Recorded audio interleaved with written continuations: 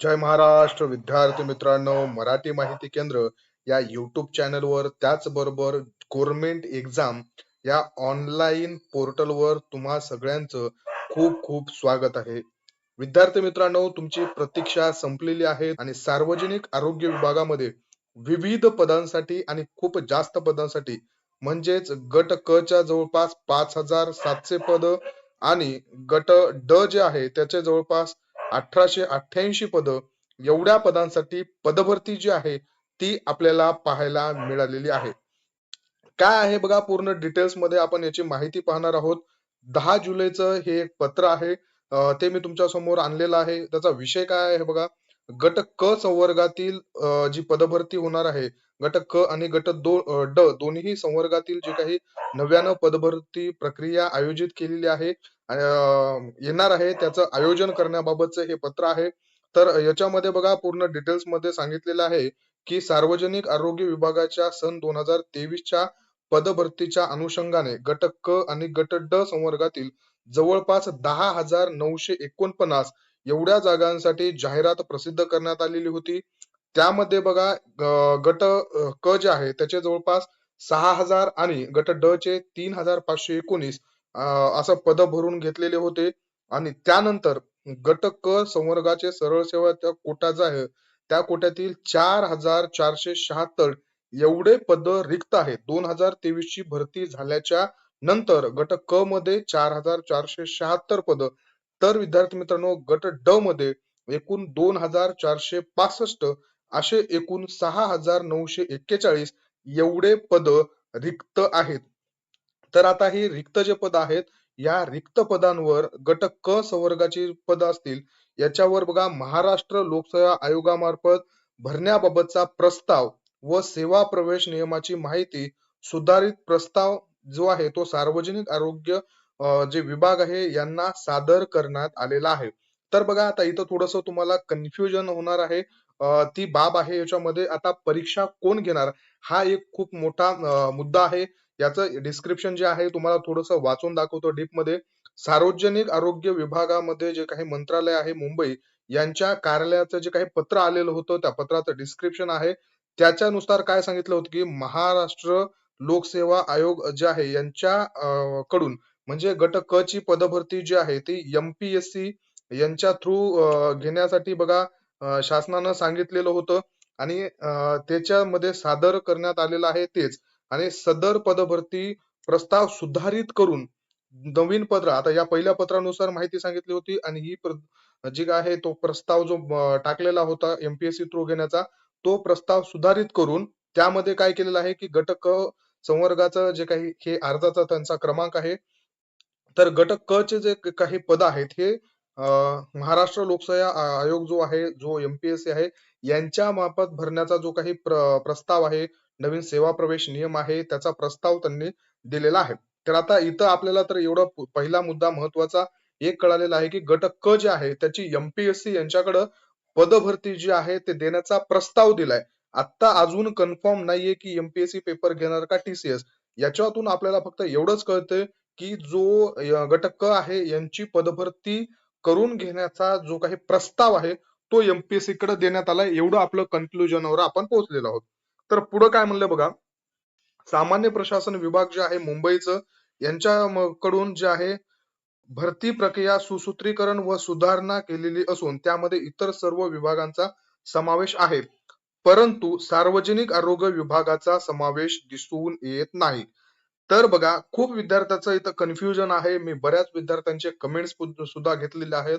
आणि आपलं जे काही व्हॉट्सअपचा नंबर आहे जो पर्सनल आपण व्हॉट्सअप वरती घेतलेला आहे त्याच्यावरती सुद्धा मला बऱ्याच जणांचे मेसेज आलेले आहेत की गट क ची जी भरती आहे ती एमपीएससी घेईल आणि गट ड ची टीसीएस घेईल. तर विद्यार्थी मित्रांनो, बऱ्याच जणांनी व्यवस्थित वाचलेलं नाहीये, चुकीचं वाचलेलं असल्यामुळे हे कन्फ्युजन होत आहे आणि त्यासाठीच मी हा व्हिडिओ घेत आहे. तर याच्यामध्ये हा जो वरचा पॅराग्राफ दिलेला आहे बघा, तुम्हाला मी इथं हायलाइट करून देतो. या पॅराग्राफ मध्ये गट क चे पदभरती कशा पद्धतीने घेतले पाहिजे, एमपीएससी कडे त्याचा प्रस्ताव दिलेला आहे, हे त्यांनी इथं डिस्क्रिप्शन मध्ये दिलेलं आहे. पण याच्यामध्ये सार्वजनिक आरोग्य विभागातला सुद्धा ऍड करायचं एमपीएससी मध्ये गट क चे पद पूर्ण ऍड करायचे हा प्रस्ताव दिला गेलेला होता.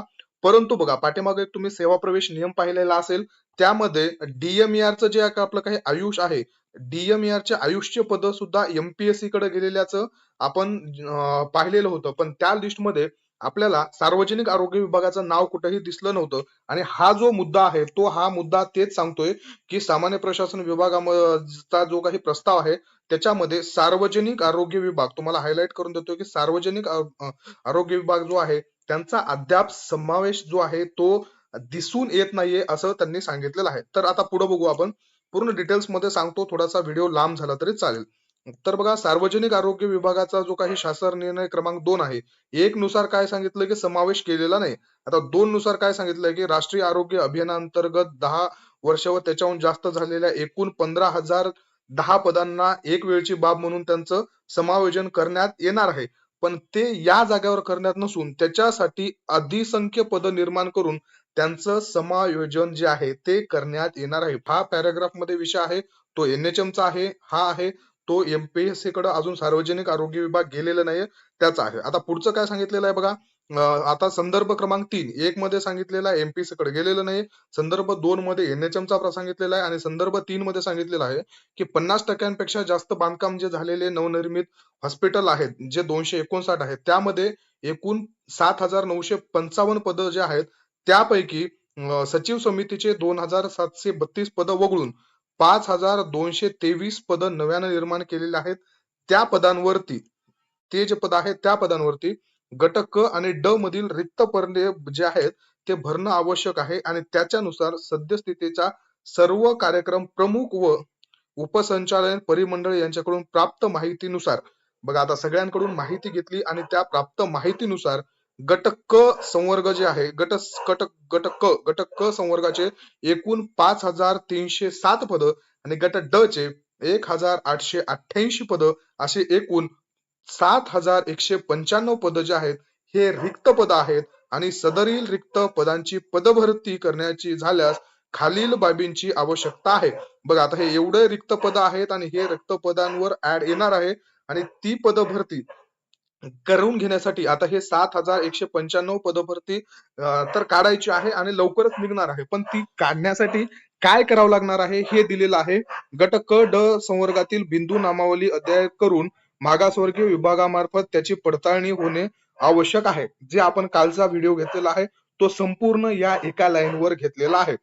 तर ते तुम्ही तो व्हिडिओ पाहून घ्या, तुम्हाला त्याच्यामध्ये पूर्ण डिटेल्स मध्ये माहिती होऊन जाईल. आता जे संदर्भ क्रमांक 1 आहे, त्या संदर्भ क्रमांक 1 नुसार सार्वजनिक आरोग्य विभाग म्हणजेच DHS जे आहे, ह्या DHS MPSC कडे गेलेलं नाहीये. मग ऍड तर निघणार आहे, मग एक्झाम घेणार कोण? तर त्यासाठी आपल्याला हा मुद्दा पाहणं गरजेचं आहे. सदरील पदे भरण्याबाबतची पूर्वी सार्वजनिक आरोग्य विभाग मंत्रालय मुंबई यांचे शासन निर्णय जो आहे, या शासन निर्णयानुसार TCS जे कंपनी आहे, या कंपनीला टेंडर देण्याबाबतचा निर्णय जो आहे तो घेतला गेलेला होता. बघा आता याच्या हा निर्णयाला अनुसरून शासनाला विनंती केलेली आहे, की नव्याने पदभरती करण्याच्या अनुषंगाने विभागातील सर्व कार्यक्रम प्रमुख जे आहेत, ज्यामध्ये आरोग्य सेवा परिमंडळाकडून त्यांच्याकडे जे काही गट क ड संवर्गातील रिक्त पद आहेत, तसेच संभाव्य रिक्त पदांचा समावेश जो आहे तो समावेश करून मागासवर्गीय कक्ष जो आहे, या कक्षाकडून बिंदू नामावली प्रमाणित करून घेण्याबाबत आणि त्याचबरोबर ही पदभरती प्रक्रिया जी आहे, ही TCS कंपनी जी आहे, TCS कंपनी किंवा अथवा महाराष्ट्र लोकसेवा आयोग यांच्या मार्फत करावयाची याबाबत शासन स्तरावरून मार्गदर्शन जे आहे ते मार्गदर्शनपर आदेश व्हावेत, ही विनंती. बघा आता याच्यामध्ये हा मुद्दा काय सांगितलेला आहे, की पूर्वी सार्वजनिक आरोग्य विभाग जे आहे, यांना शासनानं काय निर्णय दिला होता, की TCS कंपनीकडं पदभरती द्या आणि त्यांच्याकडून पदभरती करून घ्या. आणि आता तर मग मुद्दा कसा झालाय, पदभरती जी आहे ती आतापर्यंत MPSC कडे गेलेली नाहीये, आणि TCS IBPS घेणार काय याच्याकडे पण कन्फर्म झालेलं नाहीये. मग आता हा जो शासन निर्णय होता, या शासन निर्णयाला अनुसरून त्यांनी काय सांगितलेलं आहे की जेवढे गट क ड मध्ये रिक्त पद आहेत या सगळ्यांची मागासवर्गीय आयोगाकडून बिंदू नामावली प्रमाणित करण्यात यावी. आणि त्याचबरोबर आम्ही ही परीक्षा जी आहे टीसीएस कंपनी अथवा टीसीएस कंपनीकडून नाहीच झाली तर अथवा एमपीएससी कडून घ्यावा, म्हणजे दोन्ही पैकी कशाकडून घ्यायची याच्याबद्दल मार्गदर्शन सुद्धा त्यांनी जे आयोग आहे मागासवर्गीय कक्ष त्या आयोगाला विनंती केलेली आहे. कोणी सहसंचालय आरोग्य सेवा मुंबई यांनी ती त्यांना अशी रिक्वेस्ट केलेली आहे. तर यामध्ये बघा आता हा जो काही शासन निर्णय आलेला आहे सार्वजनिक आरोग्य विभागाचा 15 मार्च 2023 चा, त्यावेळेचा त्यांनी इथं प्रेफरन्स दिलेला आहे बघा. टीसीएस कंपनीकडून परीक्षा घेतलेली होती, त्यामध्ये आता हा जी आर जुना आहे, याच्यामध्ये सार्वजनिक आरोग्य विभागाची मे बी ऍड आल्याच्या नंतरचा जी आर आहे हा 15 मार्च 2023 चा. आणि याच्यानंतर सार्वजनिक आरोग्य विभागात डीएचएस ची 2023 ची भरती आली होती आणि या शासन निर्णयानुसार ती डीएचएस जी आहे ती पदभरती करून घेतलेली होती 2023 मध्ये. आणि त्याच अनुषंगानं हे बघा ही तेच पूर्ण डिटेल्स दिलेलं आहे की गट क ड च्या पदांसाठी टीसीएस कडून पदभरती घेण्यात आलेली होती. हे त्यांनी त्याचा प्रेफरन्स जो आहे हा प्रेफरन्स जोडून तिथं दिलेला आहे. आता याच्यावर राज्यस्तरीय निवड समितीची रचना सुद्धा करण्यात आलेली आहे. असं हे बघा, हे पूर्ण जो जी आर आहे हा जुना जी आर आहे. हा 2023 ला. आता बरेच जण म्हणतात की यांची स्थापना केलेली आहे, हे ठरवतील की पदभरती कोण घेणार वगैरे. तर हा थोडस बघून घ्यायची गरज आहे. 2023 चा हा जो जी आर आहे, या जी आर चा प्रेफरन्स जो आहे तो सार्वजनिक आरोग्य विभागाचे जे काही सहसंचालक आहेत यांनी मागासवर्गीय कक्ष जो आहे त्या विभागाला प्रेफरन्स दिलेला आहे की आम्ही टीसीएस पद्धतीची जी पदभरती आहे ही 2023 मध्ये राबवलेली होती डीएचएस ची, आणि ही घेतलेली होती टीसीएस न. आणि त्याचा प्रेफरन्स जो आहे तो प्रेफरन्स दिला गेलेला आहे आणि त्याचप्रमाणे आम्हाला 2023 प्रमाणे आता सुद्धा परत मान्यता द्यावी अशा पद्धतीचा तो आहे. मग आता मागासवर्गीय जो आयोग आहे या आयोगाकडून कशा पद्धतीने रिस्पॉन्स येतो, बिंदू नामावली आणि त्यांना बघा 13 तारखेपर्यंत पूर्ण करून देण्याचं सुद्धा सांगितलेलं आहे. 13/7/2026 पर्यंत बिंदू नामावलीला सांगितलेलं आहे. आता ते थोडेसे 1-2 दिवस इकडं तिकडं होतील तर ते बघा. आणि याच्यावरून असं कन्क्लुजन आहे की बघा ही जी नवीन पदभरती आहे ही सगळ्यात महत्वाचा मुद्दा नियमित पदभरती आहे, म्हणजे तुमची परमनंट पदभरती होणार आहे. हा पहिला मुद्दा आहे.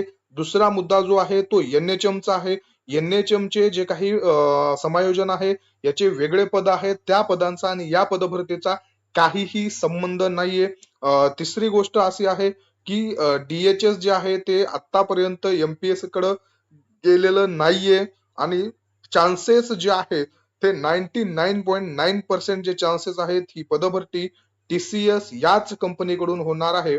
आणि सगळ्यात महत्वाचा मुद्दा, तर ही भरती कधी येईल, तर माझ्या प्रेडिक्शन नुसार काम एवढं जोरात चाललंय, गेल्या 4 दिवसांमध्ये रोज एक नवीन अपडेट येते आणि त्या अनुषंगानं या महिन्याच्या शेवटला किंवा आपण ऑगस्ट महिन्यामध्ये ही पदभरती जी आहे ती एक्सपेक्ट करूया. यामध्ये आपण पद बघितलेले आहेत. गट क चे जवळपास बघा मी तुम्हाला सांगितल्याप्रमाणे 5700 नियर बाय आणि गट ड चे 1800+ पद, अशा पदांवर पदभरती येणार आहे.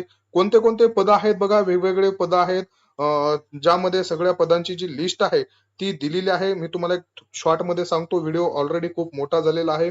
वैद्यकीय सामाजिक कार्यकर्ता, मनोविकृती सामाजिक कार्यकर्ता, रक्तपेढी तंत्रज्ञ, एक्सरे टेक्निशियन, प्रयोगशाळा टेक्निशियन, फार्मासिस्ट, डेंटल टेक्निशियन, वाहन चालक, रुग्णसेवका चालक, रुग्णवाहिका चालक, अभिलेखापाल, वीजतंत्री, स्वच्छता निरीक्षक, दूरध्वनी चालक, शिंपी, नळ कारागीर आणि सुतार, हे जे आहेत ते अजून आहेत बघा. आता वेगवेगळ्या याच्यामध्ये वेगवेगळे पद आहेत.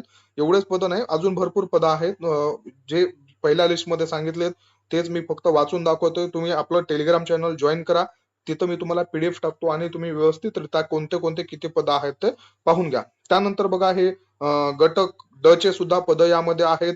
विद्यार्थी मित्रांनो, सगळे पदभरती निघालेले आहे. अभ्यास कसा करायचा हे सुद्धा तुमच्यासाठी महत्वाचं आहे. त्याच्यासाठी तुम्ही GOV एक्झाम्स या पोर्टल वरती जाऊन GOV एक्झाम्स अशा पद्धतीचा टाइप केल्याच्या नंतर बघा पहिली वेबसाईट जी आहे GOV exam government exam preparation portal यावरती तुम्हाला क्लिक करायचं आहे आणि तुम्हाला त्याच्यानंतर हा जो काही होम पेज दिसत आहे, सरफेस दिसत आहे, हे एक आपण तुमच्यासाठी एक नवीन पोर्टल घेऊन आलेलो आहोत. यावरती तुम्ही जसं क्लिक कराल, पहिल्यांदा तुम्ही नवीन आल्याच्या नंतर बघा साइन अप वरती जायचं आहे, तुमचे पूर्ण डिटेल्स टाकायचे आहेत. मेल आयडी ला तुम्हाला एक OTP येतो, तो OTP सबमिट करून तुम्हाला साइन अप करायचं आहे आणि साइन अप झाल्याच्या नंतर तुम्हाला इथं लॉग इनचा जो ऑप्शन आहे, या लॉग इनच्या ऑप्शन वरती जाऊन लॉग इन करायचं आहे. जसं तुम्ही लॉग इन करसाल विद्यार्थी मित्रांनो, तशा पद्धतीनं बघा तुम्हाला तिथं वेगवेगळ्या जे एक्झाम आहेत, अपकमिंग एक्झाम्स, तुम्हाला सगळे PYQ तर मिळतीलच त्यावरती, पण ज्या काही एक्झाम्स आहेत त्याच्यामध्ये तुम्हाला वेगवेगळ्या DMAR, DHS असेल, महिला व बाल विकासच्या असतील, नगर परिषदच्या असतील, सरळ सेवा असेल, तलाठी असतील, सगळे पेपर जे आहेत ते तुम्हाला तिथं मिळणार आहेत. विद्यार्थी मित्रांनो बघा, ते पेपर अशा पद्धतीचं तुम्ही DHS वरती जरी गेलात तरी LSO असेल, त्याच्यानंतर बघा बहुउद्देशीय कर्मचारी, फार्मासिस्ट वगैरे सगळ्यांचे पेपर लवकरच येणार आहेत. तुम्ही डेमो वरती जाऊन सुद्धा तिथं जे आहे ते पेपर पाहू शकणार आहात. विद्यार्थी मित्रांनो बघा, हे पेपर कशा पद्धतीचं असणार आहे, एक तुम्हाला मी डेमो दाखवतो. याच्यामध्ये तुमचे 100 प्रश्नांची तुम्हाला लाईव्ह एक्झाम जी आहे, जी तुम्ही फायनल एक्झामला देत असता, TCS, IBPS ज्या पद्धतीनं पेपर घेत होतं आणि आता MPSC कडे सगळे पेपर हँडओव्हर होणार आहेत, तर MPSC पॅटर्न प्रमाणे आपण याच्यावरती पेपर देणार आहोत. टाइम बॉन्डेड पॅटर्न नुसार बघा, पूर्ण सेट नुसार यामध्ये तुम्हाला जे आहेत ते मिळणार आहेत. सेट्स नुसार तुम्ही इथं सोडवायचे आहेत. त्याच्यानंतर बघा तुम्हाला अशा पद्धतीचं काही जसं एक्झाम मध्ये बसल्याच्या नंतर तुम्हाला जशा पद्धतीच्या सूचना, इन्स्ट्रक्शन्स वगैरे दिले जातात, प्रॉपर तशा पद्धतीचं हे पोर्टल आहे. तुम्हाला इथं लँग्वेज सुद्धा सिलेक्ट करायची आहे आणि सगळं तुम्ही वरचं वाचलेलं आहे असं चेक बॉक्स मध्ये क्लिक करून तुम्ही तिथं ऍग्री करायचं आहे. त्यानंतर विद्यार्थी मित्रांनो बघा, तुम्हाला इथं कॅमेराचा ऍक्सेस सुद्धा मागितला जातो. कॅमेराचा ऍक्सेस दिल्याच्या नंतर तुम्हाला एक्झाम स्टार्ट करायची आहे.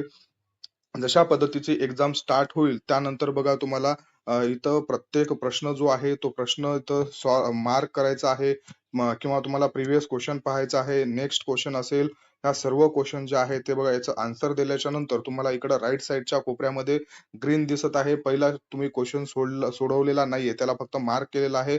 त्याच्यामुळे तुम्हाला तिथं मार्क केल्याचं जे सिम्बॉल आहे, ते पर्पल कलरचं जे साईड आहे ती सुद्धा तिथं तुम्हाला दिसत आहे. अशा पद्धतीनं तुम्ही जे 100 क्वेश्चनचे सेट वाईज टाइम बॉन्डेड पद्धतीनं आपण हे जे पोर्टल आहे, हे पोर्टल तयार केलेलं आहे आणि तिथं तुम्ही एक्झाम ज्या आहेत त्या एक्झाम देऊन तुमचं प्रिपरेशन किती झालेलं आहे हे तयारी करू शकता तुम्ही स्वतःच. त्याच्यावरती आता आपण वीकली सुद्धा एक्झाम देणार आहोत आणि जे PYQ आहे ते PYQ सुद्धा सगळे अपलोड करणार आहोत. याची लिंक जी आहे ते लिंक सुद्धा मी तुम्हाला आपल्या टेलिग्राम चॅनलला देतो. GOV एक्झाम्स या पोर्टल वरती कशा पद्धतीनं प्रॅक्टिस करायची हे पाहिलेलं आहे. ऍडचं सुद्धा आपण पूर्ण डिटेल्स मध्ये माहिती पाहिलेली आहे. तुम्हाला दिलेली माहिती आवडली असेल तर व्हिडिओला लाईक करा, चॅनलला सबस्क्राईब करा, तुमच्या मित्रमैत्रिणींपर्यंत पाठवा. तुमचं प्रिपरेशन प्रॅक्टिस किती झालेली आहे पाहण्यासाठी किंवा करण्यासाठी आपलं ऑनलाईन एक्झाम पोर्टलशी जोडले जा. PDF नोट्स मिळवण्यासाठी टेलिग्राम चॅनल सुद्धा नक्की जॉईन करा. धन्यवाद.